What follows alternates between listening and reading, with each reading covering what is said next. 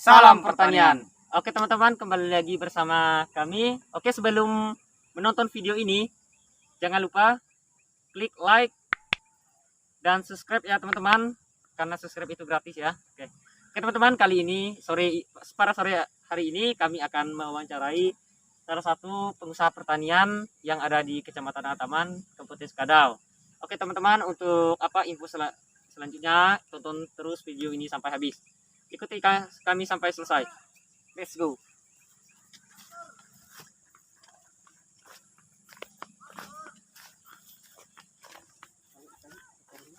Ayan, bang. Bagus ya terong di tangan ini, bang. Ya.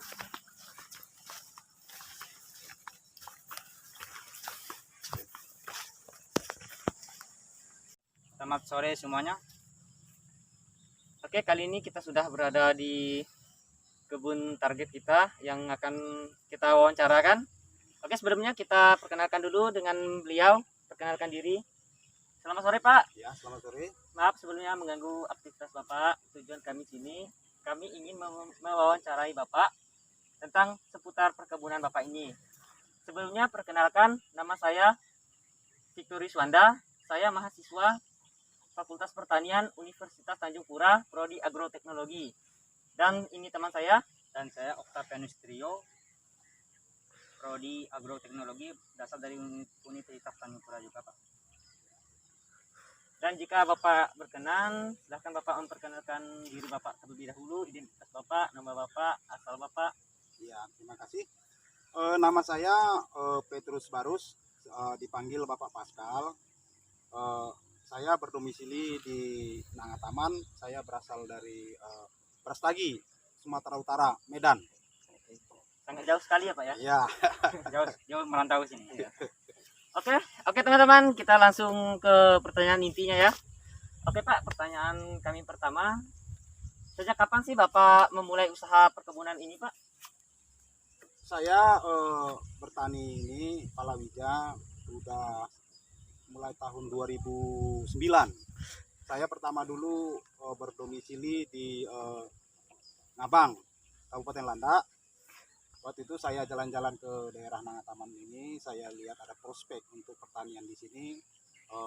Saya lihat kultur tanahnya dan iklimnya sangat memadai, makanya saya berdomisili untuk bertani di daerah Nangataman ini.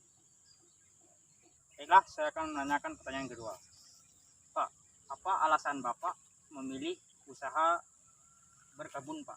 Sedangkan di luar sana itu banyak sekali lapangan pekerjaan. Begini, saya memilih untuk bertani palawija.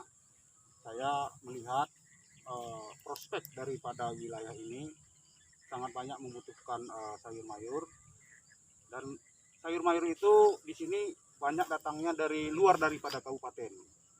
Jadi saya melihat peluang usaha ini, makanya saya lebih berminat bertani palawija daripada mencari pekerjaan yang lain. Dan ini juga saya lihat adalah peluang usaha yang lebih besar lagi di daerah ini. Inilah makanya saya memilih untuk bertani palawija. Ya, itulah alasan Bapak tadi ya untuk memilih usaha kebun daripada itu bekerja di lowongan-lowongan lain gitu ya. Iya kan Pak ya? Iya, betul. Ya Pak, untuk pertanyaan selanjutnya, ini kan sangat luas nih Pak. Itu diperkirakan luasnya yang Bapak olah ini, lahannya ini berapa Pak kira-kira Pak? Yang saya olah ini kurang lebih 1 hektar. 1 hektar kurang lebihnya. Itulah luas yang sekarang saya olah sebagai lahan pertanian. Tadi sudah disampaikan Bapak Barus, Bapak ini mengelola lahan kira-kira luasnya sekitar 1 hektar. Dan saya akan menanyakan pertanyaan selanjutnya. Kira-kira ada berapa jenis Pak tanaman yang Bapak ditanam di lahan ini Pak? Kalau tanaman pada saat ini yang saya tanam di luas lahan yang 1 hektar ini, semuanya full. 1 hektar itu saya menanam terong. Jadi terong ini ada 2 jenis, ada terong ungu dan terong hijau. Itu yang saya tanam saat ini. itulah sedikit informasi buat adik-adik sekalian. Oke teman-teman, jadi kesimpulannya tadi kan untuk lahan seluas 1 hektar ini Pak Barus menanam 2 jenis tanaman ya Pak, terong. Cuma per jenisnya itu cuma beda warna. Yang satunya warna ungu, yang satunya warna hijau. Ya itulah kira-kira. Oke teman-teman, tadi sudah dijelaskan Pak Barus tadi. Iya. Tanaman yang beliau tanam di lahan ini tuh ada 2 jenis, terong semua. Tapi itu perbedaannya dari warna, sama itu warna aja perbedaannya, ada yang warna ungu dengan warna hijau tadi ya. Ya Pak, untuk pertanyaan selanjutnya, untuk luas lahan sekitar 1 hektar ini, jumlah tanaman yang Bapak yang bisa ditampung di sini per jenisnya berapa Pak? Berapa tanaman gitu kira-kira Pak? Kalau untuk tanaman ini, kalau jumlah pohon yang ditanam untuk tanaman terong ini, semuanya jumlahnya 8.000 lebih. Jadi itu kalau untuk terong ungu itu berkisar 5.000 pokok, dan yang terong hijaunya 3.000. Itulah kalau untuk tanaman saat ini. Tadi sudah disampaikan Bapak Barus, lahan yang seluas 1 hektar bisa ditanam terong sekitar 8.000. Untuk terong ungu itu Bapak menanamnya sekitar 5.000. Dan untuk terong hijau itu sekitar 3.000-an.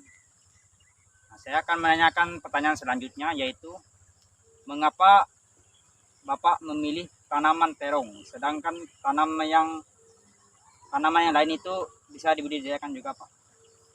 Begini dia, saya menanam tanaman terong itu bukan hanya tanaman terong juga.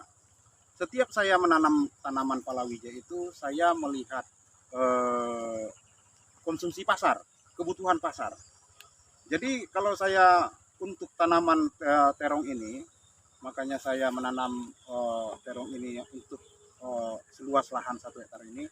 Saya melihat konsumsi pasar di pasar Kabupaten Sekadau ini cukup bagus. Jadi kebutuhan untuk sayur terong ini di Kabupaten Sekadau ini sangat banyak. Makanya saya menanam tanaman terong ini kurang lebih seluas 1 hektar. Karena melihat kebutuhan pasar, itu yang saya utamakan dalam setiap menanam tanaman-tanaman yang lain juga.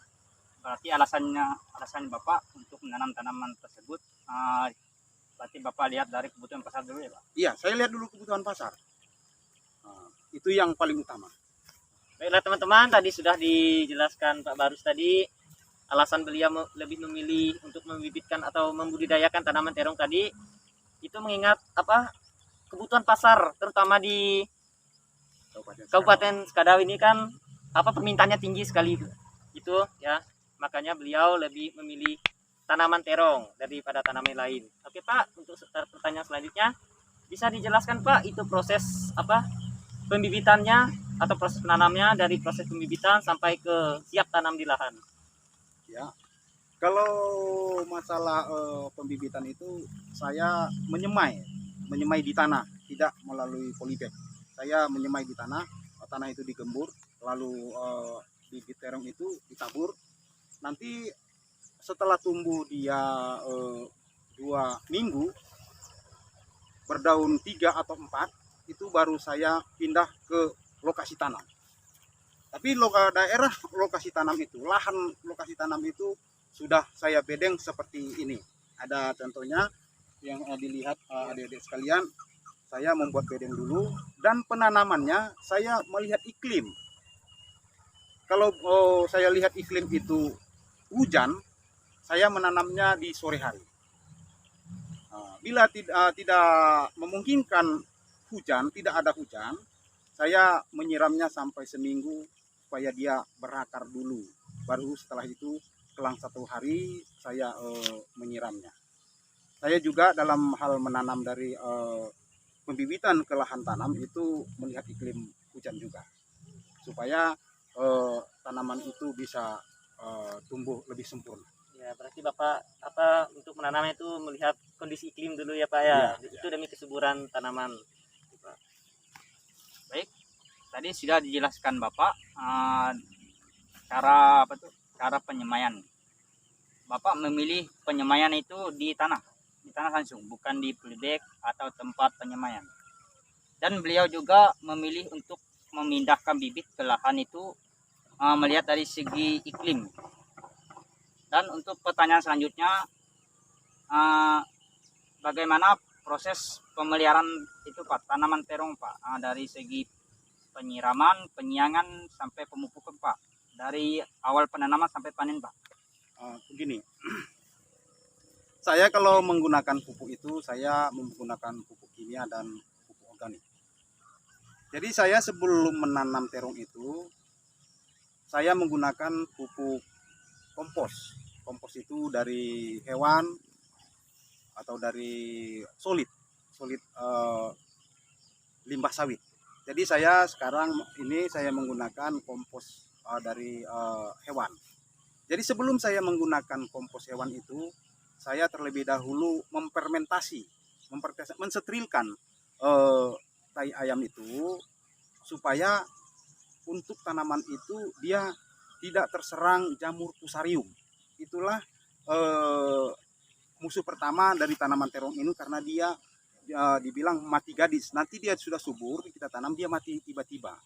Itulah pertama tanah itu saya tanah lahan untuk tanam itu saya bersihkan, dibikin tanggul, lalu ditaruh pupuk kompos yang dari hewan itu, di mana kompos itu sudah saya sterilkan dengan bakteri organik, ya, untuk membasmi jamur fusarium, jamur putih. Itu yang pertama untuk menyerang tanaman itu. Jadi kita mengolah kompos baru ditanam. Jadi kalau untuk pemeliharaan selanjutnya, kalau gulma itu saya sebelum menanam tanaman itu saya menyemprotkan herbisida. Herbisida itu herbisida pratumbuh dan herbisida purna tumbuh. Herbisida pratumbuh itu adalah pemecah biji supaya sebelum tanaman itu subur, rumput pun belum tumbuh. Nah, seperti inilah dia, tanaman ini udah bersekitar 3 bulan, jadi rumput belum banyak yang tumbuh. Karena saya menggunakan herbisida purna tumbuh dan pratumbuh. Yang purna tumbuh itu membasmi rumput-rumput yang sudah tumbuh, dan pratumbuh itu, herbisida pratumbuh itu untuk membasmi biji-biji supaya tidak cepat tumbuh. Jadi kalau untuk hama selanjutnya untuk pemeliharaan itu yang saya hadapi saat ini untuk daerah ini adalah kutu kebul, yaitu kutu kebul itu kutu putih. Itu yang di tanaman terong yang merusak daun. Jadi merusak pertumbuhan tanaman terong. Itulah yang ada di tanaman terong saat ini. Jadi untuk untuk membasmi kutu kebul itu saya menggunakan racun kimia yang saya lihat daripada kandungan daripada racun itu sendiri. Saya menggunakan racun yang mempunyai kandungannya ivermectin, itu yang saya gunakan. Tapi untuk merek dagangnya itu banyak di toko-toko pertanian yang menjual racun-racun untuk tanaman. Itu dosisnya sesuai dengan yang saya amati sendiri, sesuai dengan pengalaman saya sendiri, itu penggunaan racun pestisida itu ada istilah bagi saya itu tepat guna, tepat waktu, tepat sasaran. Jadi kalau kita menggunakan racun yang biasanya digunakan untuk membasmi ulat, kalau kita gunakan untuk membunuh kutu-kutu, itu beda dengan bahan aktif yang ada di dalam pestisida itu sendiri. Itu yang saya gunakan. Jadi maksudnya tepat waktu, yaitu kalau kita menyemprot itu tepat waktu. Waktu penyemprotan itu lebih baik dia menyemprotkan itu sebelum hama itu terbang, yaitu di pagi hari. ataupun di sore hari tanaman itu sudah hinggap untuk bersarang. Dan tepat waktu, maksudnya dosisnya itu tepat waktu, di waktu kecil beda dosisnya dengan yang besar. Itu dia. Nah, tepat guna yaitu penggunaannya kapan? Maksudnya kapan penggunaan? Apakah dia membasmi hama itu? Apakah dia memelihara atau menjaga atau menghalangi sebelum hama itu masuk? Itu dia penggunaan pestisida. Maksudnya tepat sasaran itu tadi, apa yang mau kita basmi daripada tanaman itu sendiri?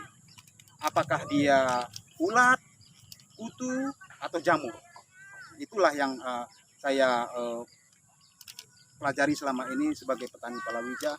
Menggunakan pestisida itu tepat guna, tepat waktu, tepat sasaran. Itulah sedikit penjelasan buat adik-adik sekalian. Untuk pemupukan tadi Pak. Kalau pemupukan itu untuk tanaman ini saya menggunakan pupuk organik juga yang saya buat sendiri, dan saya juga menggunakan itu tadi bakteri MOL, itu MOL mikroorganik lokal, itu untuk membasmi jamur-jamur juga sebagai pupuk juga sebagai JPT, zat perangsang tumbuh untuk tanaman.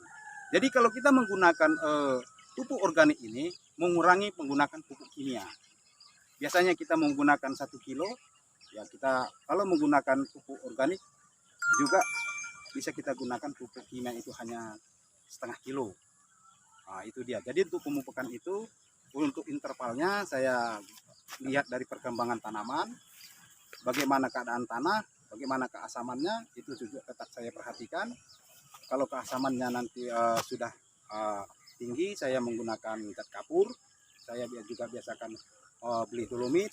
Tapi kalau untuk tanaman palawija ini saya lebih sering menggunakan kapur sirih. Jadi itulah kalau untuk intervalnya biasanya saya menggunakan 2 minggu sekali dengan dosis sesuai dengan pertumbuhan tanaman. Inilah sedikit informasi untuk adik sekalian. Oke, baiklah teman-teman, seperti yang kita sudah dengarkan tadi penjelasan dari Pak Barus tadi ya, itu mengenai hama yang sering menyerang tanaman yang beliau budidayakan ini, dan tadi juga sudah dijelaskan cara-cara untuk mengatasi hama tersebut, dan juga tadi sudah beliau jelaskan pupuk yang digunakan untuk memupuk tanaman yang beliau budidayakan tadi. Ya, itu sangat, bagi kami itu sangat luar biasa sekali itu, Pak. Oke, kita untuk pertanyaan selanjutnya lagi. Ya, Pak, untuk umur tanaman dari awal penanaman sampai ke siap panen itu, Pak, kita itu membutuhkan berapa lama waktu untuk menunggu siap panen?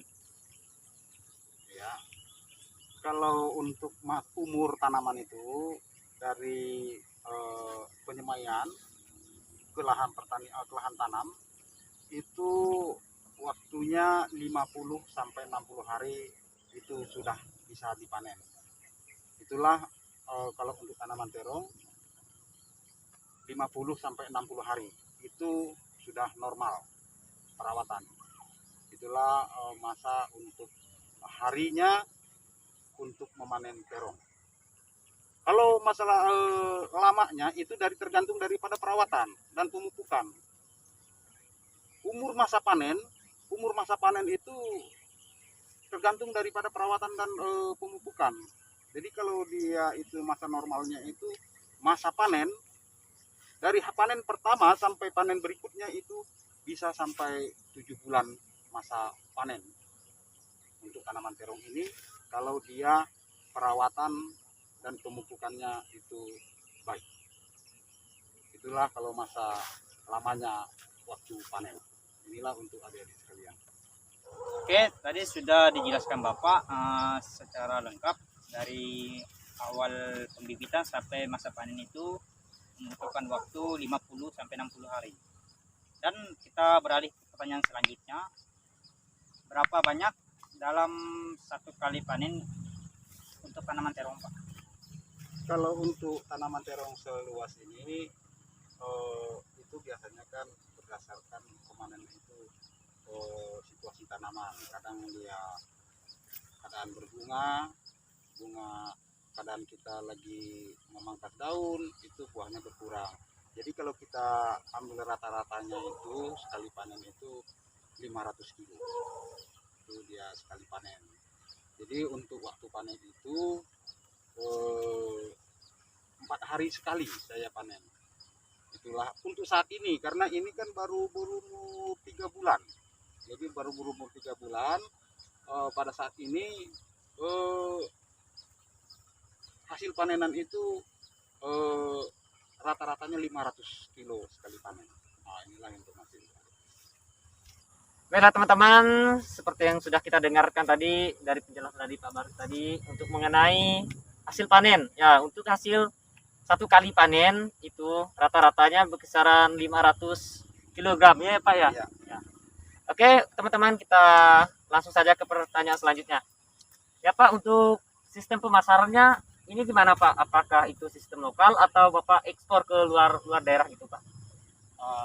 Untuk itu seperti yang saya jelaskan dari awal tadi, saya menanam tanaman itu terong ini tadi saya bilang saya melihat konsumsi pasar. Jadi untuk menanam pemasaran terong ini, saya sebelum menanam itu melakukan pendekatan pada pedagang-pedagang pasar atau pembeli-pembeli sayuran di pasar. Berapa banyak pasar Sekadau itu menampung tanaman terong itu perharinya. Jadi saya melakukan pendekatan kepada pedagang. Jadi pedagang itu mengatakan sekitar 500 kilo untuk pasar Sekadau ini dapat menampung. Nah, jadi saya membuat kalkulasi sendiri. Seandainya saya nanam segini, petani yang lain juga menanam sendiri, berarti untuk tanaman untuk pasar lokal sendiri itu mampu menampung terong 500 kilo yang saya panen 4 hari sekali. Jadi saya bertanya kepada pembeli, mereka hanya menjual di pasar lokal di pasar sayur Sekadau. Ini informasi yang sedikit saya berikan kepada. Oke teman-teman, tadi sudah dipaparkan dan dijelaskan secara rinci oleh Pak Baru tadi ya tentang sistem pemasarannya tadi. Dan untuk sekarang kita beralih ke pertanyaan selanjutnya. Permasalahan apa yang Bapak hadapi dari pengolahan lahan sampai pemasaran Pak? Kalau itu untuk adik-adik sekalian, kalau untuk pengolahan lahan itu ya tentunya yang penting itu adalah tenaga kerja. Jadi untuk tenaga kerja itu ada sedikit masalah karena kurangnya tenaga kerja di Nangataman ini dalam hal bidang pertanian palawija ini. Jadi dalam mencari tenaga kerja sedikit hal yang saya hadapi. Tapi untuk hal itu tidak begitu masalah besar bagi saya. Tapi yang saya membuat solusinya adalah melakukan pendekatan-pendekatan kepada masyarakat yang bisa saya ajak bekerja sama dan memberikan upah yang sesuai bagi mereka.